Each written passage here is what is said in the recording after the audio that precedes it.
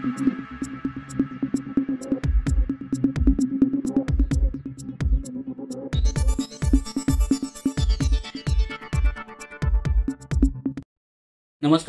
पाहूयात शेअर मार्केटमधील काही ताज्या घडामोडी. गुरुवारी सुरुवातीच्या व्यवहारात बाजारात तीव्र चढउतार दिसून आले. कमकुवत जागतिक संकेतांमुळे सत्राची सुरुवात घसरणीने झाली, पण दुपारच्या सत्रानंतर एफएमजीसी आणि आयटी शेअर्सच्या आधारे बाजारात जोरदार वाढ झाली. सोमवारी दिवसभराच्या कामकाजानंतर निफ्टी 188 अंकांच्या वाढीसह 24,801 वर बंद झाला. सेन्सेक्स 627 अंकांच्या वाढीसह 81,343च्या पातळीवर बंद झाला. निफ्टी बँकेने 224 अंकांची वाढ पाहिली, तर त्यानंतर हा निर्देशांक 52,621च्या पातळीवर बंद झालाय.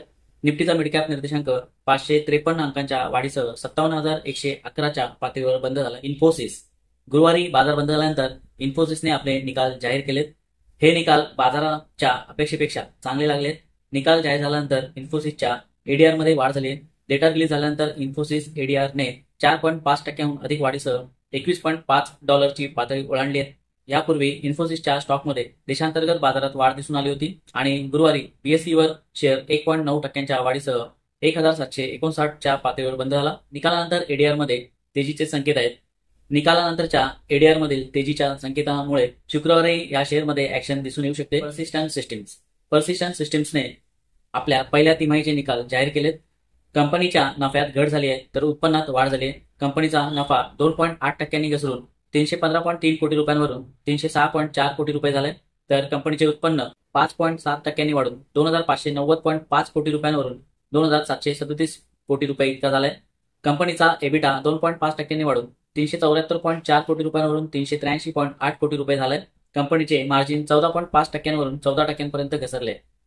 गुरुवारी पर्सिस्टंट सिस्टीमचा शेअर 1.75%च्या वाढीसह 4,905 रुपयांच्या पातळीवर बंद झाले.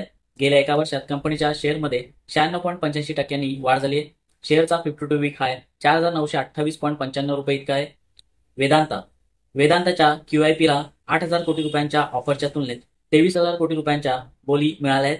कंपनीच्या QIPला परदेशी गुंतवणूकदारांकडून उत्कृष्ट प्रतिसाद मिळालाय.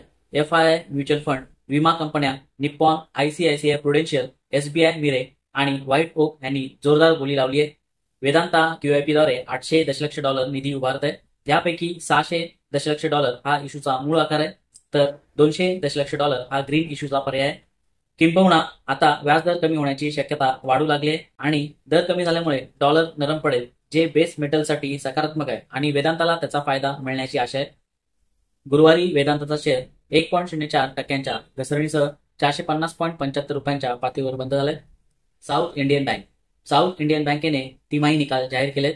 बँकेचा नफा वाढून 202.4 कोटी रुपयांवरून 294.1 कोटी रुपये झाले, तर बँकेचे निव्वळ व्याज उत्पन्न म्हणजेच NII 807.7 कोटी रुपयांवरून 865.8 कोटी रुपये झाले. बँकेचा एकूण NPA म्हणजेच ग्रॉस NPA 4.50%वर कायम राहिले, तर निव्वळ NPA म्हणजे नेट NPA 1.46%वरून 1.44%वर आलाय. गुरुवारी बँकेचा शेअर 1.01%च्या घसरणीसह 26.54 रुपयांच्या पातळीवर बंद झालाय. शेअरचा 52 वीक हाय 36.89 रुपये इतका आहे. JSW इन्फ्राने आपल्या पहिल्या तिमाहीचे निकाल जाहीर केलेत.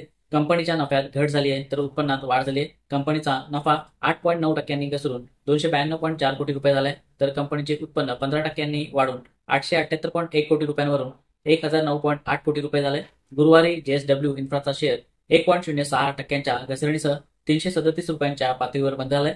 दालमिया भारतने आपल्या पहिल्या तिमाहीचे निकाल जाहीर केलेत. कंपनीच्या नफ्यात किंचित वाढ झाली आहे, तर उत्पन्नात घट झाली आहे. कंपनीचा नफा 0.7%नी वाढून 144 कोटी रुपयांवरून 145 कोटी रुपये झाले, तर कंपनीचे उत्पन्न 3,627 कोटी रुपयांवरून 3,621 कोटी रुपयांवर घसरले. कंपनीचा एबिटा 613 कोटी रुपयांवरून 669 कोटी रुपये इतका झालाय, तर कंपनीचा एबिटा मार्जिन 16.9%वरून 18.5%पर्यंत वाढलाय. गुरुवारी कंपनीचा शेअर 0.11%च्या वाढीसह 1,918 रुपयांच्या पातळीवर बंद झालाय. गेल्या वर्षभरात कंपनीच्या शेअरमध्ये 5.87%ची घसरण झाली, तर शेअरचा 52 वीक हाय 2,430.70 रुपये इतका आहे.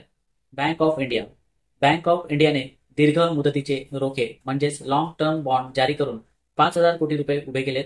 बँकेने याबाबत शेअर बाजाराला बाजार बंद झाल्यानंतर माहिती दिली आहे. बँकेच्या म्हणण्यानुसार इशू 18 जुलै रोजी उघडला आणि त्याच दिवशी बंद झाला.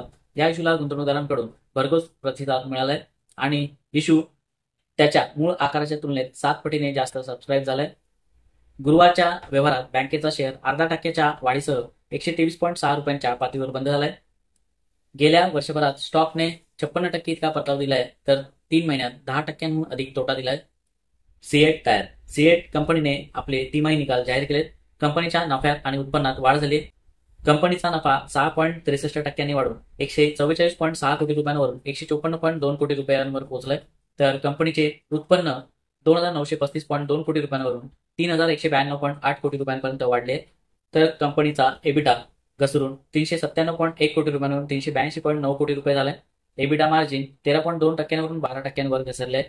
गुरुवारी सिएट कंपनीचा शेअर 2.16%च्या वाढीसह 2,786 रुपयांच्या पातळीवर बंद झालाय. गेल्या एका वर्षात कंपनीच्या शेअरमध्ये 15.74% वाढ झाली. शेअरचा 52 वीक हाय 2,998.45 रुपये इतका आहे. टाटा टेक्नॉलॉजीज. टाटा टेक्नॉलॉजीजने पहिल्या तिमाहीचे निकाल जाहीर केलेत. कंपनीचा नफा 15.4%नी घसरून 191.5 कोटी रुपयांवरून 162 कोटी रुपये झाले.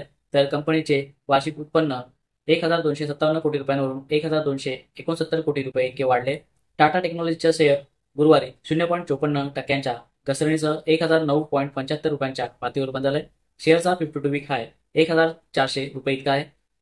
Doctor Reddy's laboratories. कंपनीने टकेडासोबत नॉन एक्सक्लुझिव्ह पेटेंट लायसेन्सिंग करार केला असल्याची माहिती दिली आहे. भारतातील पोटाच्या आजारांवर उपचार करणारे औषध ओनोप्राझनच्या विक्रीसाठी हा करार करण्यात आलाय. गुरुवारी कंपनीचा शेअर 0.14%च्या वाढीसह 6,755.15 रुपयांच्या पातळीवर बंद झालाय. Shopper stop. शॉपर स्टॉपने पहिल्या तिमाहीचे निकाल जाहीर केलेत. कंपनीचा तोटा वार्षिक 14.5 कोटी रुपयांवरून 22.7 कोटी रुपयांपर्यंत वाढलाय. कंपनीचे उत्पन्न 993.6 कोटीवरून 1,069.3 कोटी रुपयांपर्यंत वाढले. गुरुवारी कंपनीचा शेअर 0.097%च्या घसरणीसह 820.50 रुपयांच्या पातळीवर बंद झाला. रॅलिस इंडिया. रॅलिस इंडियाने तिमाहीचे निकाल जाहीर केलेत. कंपनीच्या नफ्यात घट झाली आहे, तर उत्पन्नात वाढ झाली आहे. कंपनीचा नफा 63 कोटी रुपयांवरून 48 कोटी रुपयांवर घसरला आहे, तर कंपनीचे उत्पन्न 782 कोटी रुपयांवरून 783 कोटी रुपयांपर्यंत वाढले. गुरुवारी कंपनीचा शेअर 3.10%च्या घसरणीसह 341.25 रुपयांच्या पातळीवर बंद झाले. Zydus life sciences limited.